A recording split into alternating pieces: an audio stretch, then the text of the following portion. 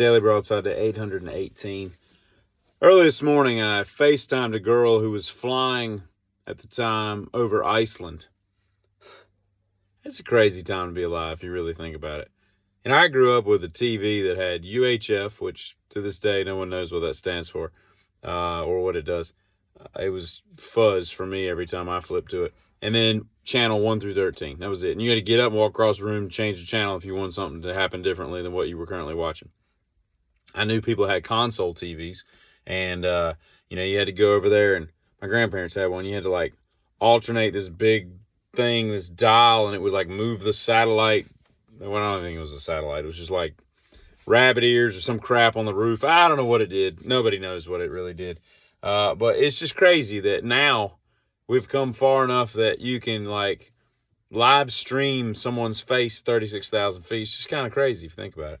I'll tell you another thing about breasts while we're talking about it is, you know how like, if you were raised by proper parents, you were taught things called manners, and you took those manners and you either disavowed them or you followed them as a strict constructionist to the letter of the law of what they taught you, right? I like to think that my parents taught me good manners. I can be a caustic and abrasive a-hole, but I also have good manners, all right? So, I hold doors for people. I say thank you. I say ma'am and sir, that kind of, just typical fare, right? And one of the things that good parenting mannerism, talking, teaching is when you see somebody with like a disability or an abnormality or something that was, a crow left of the murder, just something a little askew from what is normally seen on a person. You don't stare, you don't look, and in that sense, the disability and the abnormality is a lot like titties. Okay. If you see titties, you see them and you move on. You gotta avert your eyes. You can't just be like, hey, because you get caught. I mean, that's just part of being a guy, or if you're into it, girl, right? So, if you see somebody with spina bifida out, right? You glance and you caught it and you move on. You don't want to make them feel awkward and all. But I'm here to tell you, I think that the public breastfeeding, it's a trap. It's an ensnarement. It's an entrapment. And it's not fair, okay? Because it's one thing to see a shirt full of titties and you just, you do your thing and you move on. You've got that now picture in your head and that's just what you have for the rest of your day, right? Or however long you choose to hold on to that memory. But if they're out in the open, they're grazing on the Serengeti, as it were, that's just hard to look away from, and you see this from time to time. I was in line at a grocery store one time, and this Hispanic lady was checking out her groceries, holding a little papoosed little baby, just suckling a teat, just sitting, and the shirt was like, like half, one teat was covered in a shirt, and the other was she just pulled up her shirt, and she's just, now I think that's a little cultural thing, I get that, but at the same time, like, we all just acted like it was normal, I guess, that she's just, yes, that's my broccoli, I'll take those bananas, and, this case of Mountain Dew, and she's just checking out, ringing up everything with a baby attached to her chest, and it's a beautiful thing, don't get me wrong.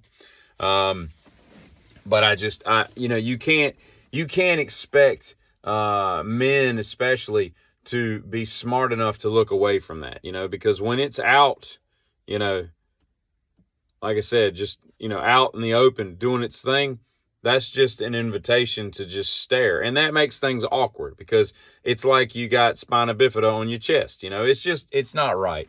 And I don't think it's fair to us. Don't get me wrong, I don't dislike it by any stretch of the imagination. And all, I don't think it's fair, and I don't think you should be judging us if we stay a little too long, what is that, a Brothers Osborne song? Stay a little longer, yeah. If I stay a little longer and not avert my gaze, that's just the way God made me, you know what I'm saying? And why do we have all these movies that are based on a true story? Why is everyone based on it? Why can't we just get one that is the true story? Why do we have to base it on the true story? It's kind of like somebody writes a screenplay and they're just like, all right, here's the story. Bob and Tim go to high school together and they separate and then they come back together in their late 20s and they're down on their luck. So they decide to pull off a bank heist.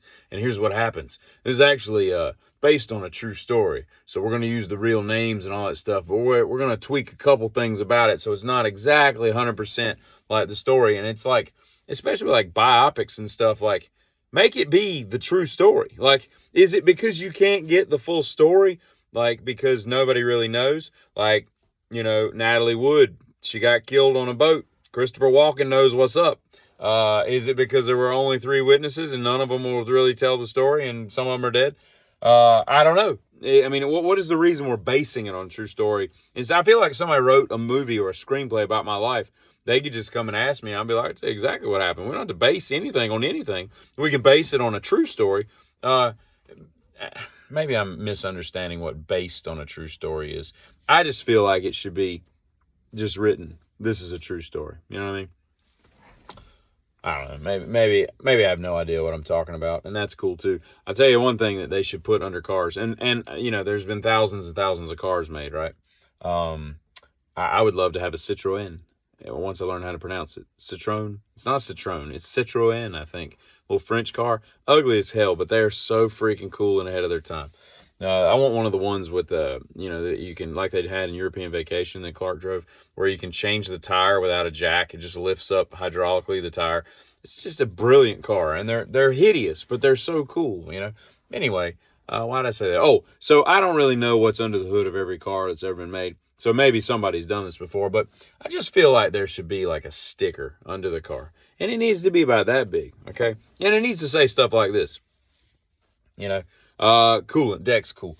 Dextron, whatever the crap you're putting in it, it could even put the color, because there's different color coolants, and you don't want to put the wrong one in your vehicle. 5W30.